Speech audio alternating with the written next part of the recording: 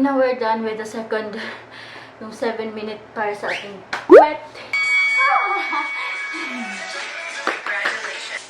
3, 2, 1, go. Hey guys, it's Miss Menchie and welcome back to my YouTube channel. In this video, I'll be sharing with you my home workout routine.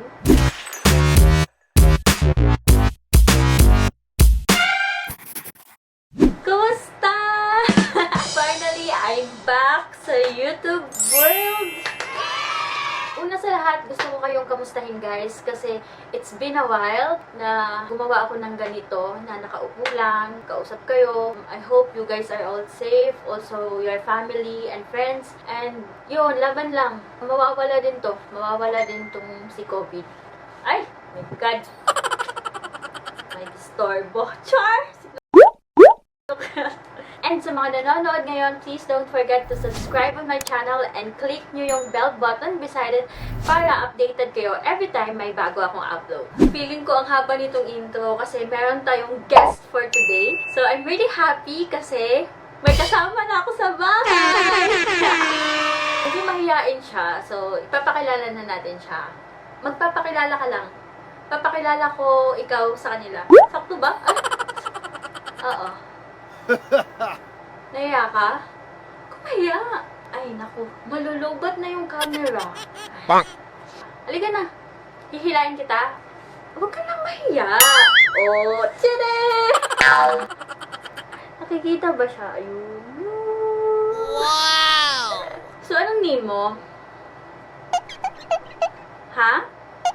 Ay, wala pa pala siyang name. Ano kaya papangalan natin dito? Planty? Kasi plant. Wow. Pinag-isipan, mensch. Hindi ko alam eh. Hindi pa ako nag-iisip ng name niya. So, if ever meron kayong suggestion, sabihan niyo lang ako. So, bakit ako bumili ng plant? Kasi gusto ko lang ng may something, na may kasama, na living thing. Char! And dahil sabi sa science, yung plants daw is nagpo-produce ng oxygen. Char. So, mas ano sasabi ko? Ang daldal ko ngayon guys, promise. It's only 350 pesos. Ilalagay ko na lang yung Facebook page nila sa baba para if ever gusto nyo, so pwede kayong mag-order. And I think yung delivery nito is after ECQ. Ito kasi na magkapit-bahay lang kami kaya na-deliver siya agad sa akin. So, ayun. So, tapos na kitang i-introduce. So, ilalagay na kita sa likod para part ka ng background ko. Okay, based sa title, isi-share ko sa inyo yung aking home workout routine during ECQ. Isi-share ko sa inyo yung app na ginagamit ko at ano ba yung mga YouTube videos na chine-check ko or fina-follow ko sa YouTube para gawin yung home workout routine. Naisipan kong i-film ito kasi some of you asked me sa Instagram and sa Facebook. Popost kasi ako doon ng story ng mga workout ko and then yung mga TikTok challenges. Yun, may nagtanong. So, why not, diba? Also pala guys, I just want to inform you na yung workout na to is only for beginners. At first, hesitant ako. May doubt ako na i-upload at i-film itong workout kasi kakastart ko pa lang naman and hindi pa naman talaga kita yung result. Though may nakapansin na pumayat ako at saka may nakikitang konting improvement, konti, super konti lang. So I think okay lang din siyang i-film kasi it's a work in progress para din meron akong tingnan from the past na, okay, ito pala yung body ko before, ito pala yung ginagawa kong workout. So, maybe kasi in the future, magbago na siya. Char! Either maging masipag pa din ako or tatamarin ako, hindi natin alam. So, ayun, kaya naisipan kong i-film na lang to. Okay, let's start! So, the app that I'm going to share with you is called WorkoutforWomen. So, ito yung logo niya. Lalagay ko na lang dyan. So, pink yung logo niya. Super cute. And then, pagbukas mo, meron ka agad makikita na quote. So, somehow, medyo ma-motivate ka din. So, yung next tab is yung workout. So, nandito lahat nung listahan. Nandito lahat yung available workouts na pwede nyo gawin. Meron, naka-segregate din siya guys ng my favorites, popular, 7-minute, beginner. So, pagbukas mong ganyan, nandyan na yung gagawin mo. And then, if hindi mo alam paano gawin, okay lang kasi pag i-click mo siya, may video. So, meron kang pwedeng gayahan kung paano mo i-execute ng mabuti. Meron din silang programs, may free, may hindi free. So, hindi ko siya ginagamit kasi medyo ano na siya na level, ibang level na. Yung pinaka-favorite ko dito is yung progress. So, nati-check kung ano na yung total workouts mo, ilang minutes mo siya ginagawa, tsaka ano yung estimated calories na nabuburn mo. Wow. Check na yung April. Next. O, diba? Ang daming pink. So, pink meaning, nag-exercise ako on that day. Meron ding workout history, ano ba yung mga wino-workout ko. So, maganda siya, diba? Para din natatrack mo kung ano na yung progress ng workout mo. Natutuwa talaga ako sa app na to, kaya gusto kong i-share sa inyo. And, now, hindi tayo mag-workout. Nag-workout outfit lang ako, pero hindi tayo mag-workout. Kasi nag-film na ako nung kahapon na workout. So, ipapakita ko na lang sa inyo in 3, 2, 1. Hi guys! So, let's start. So, yung first natin is itong 7M abs. So, make sure na mag-stretching muna tayo at saka mag-warm up muna kayo bago kayo mag-start na to. Meron din tong music, pero I prefer yung music ko sa Spotify kasi mas feel ko siya. So, yeah. Ito yung unang music ko. O, diba? Upbeat. Let's go. 3, 2, 1, go.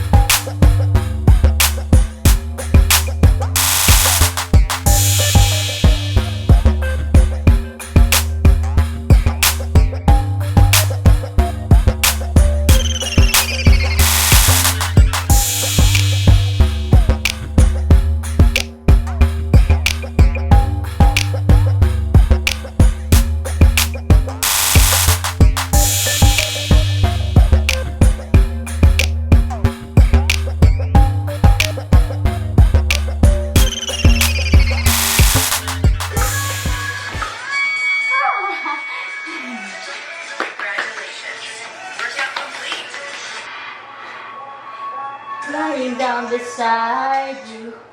Ay, nakapagod. Then, let's move on sa next, which is ang 7M bat para lumaki yung puwet natin. Wala kasi tayong puwet.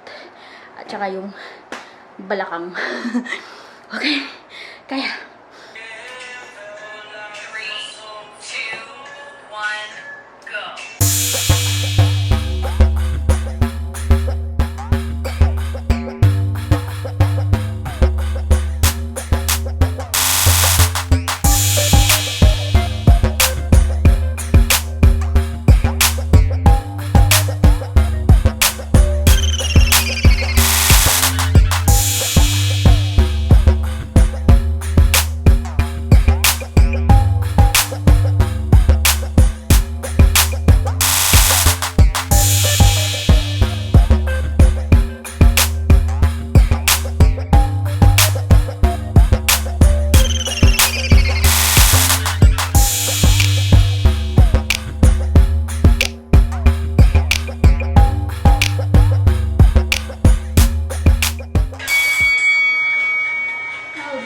Congratulations.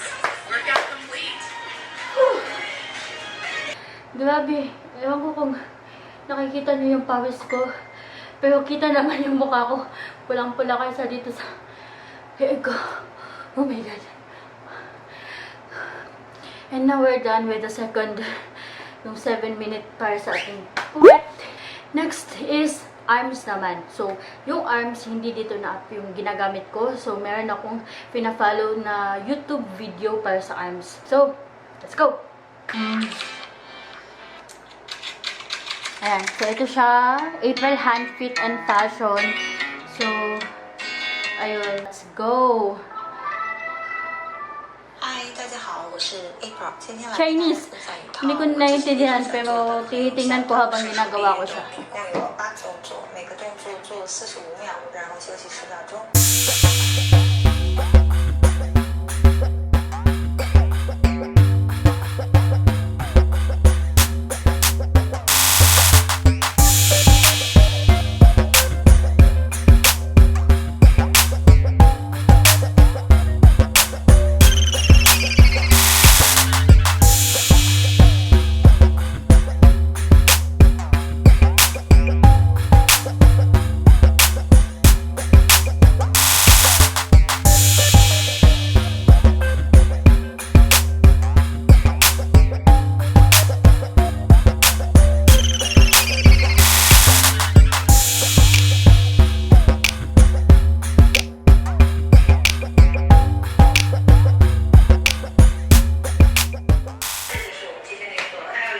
That's it! So, yun. Tapos na tayo. Kita niyo naman yung pawis ko. Para na akong umiiyak. Ayan. Tapos yung buhok ko basang-basa. Ganyan talaga siya. Tapos, hindi nyo kita kasi nakaitim ako. And after nito, rest lang tayo ng 15 to 20 minutes. Tapos, shower na. Okay! And that's it, guys. Thank you so much for watching. I hope may natutunan kayo sa video na to. And I hope medyo na-motivate kayo ng konti para mag-start na ding mag-workout, lalo na sa mga hindi pa nag-workout dyan or hindi pa gumagalaw yung kanilang katawan. For me, okay lang talaga na baby steps lang tayo. From time to time, meron kang ginagawa to improve your health. Kasi nga, health is wealth. Next, yan din yung message ko sa sarili ko kasi guilty din ako. Ang dami kong mga ginagawang bagay na masama sa katawan. Gaya ng pagpupuyat, pag-iinom.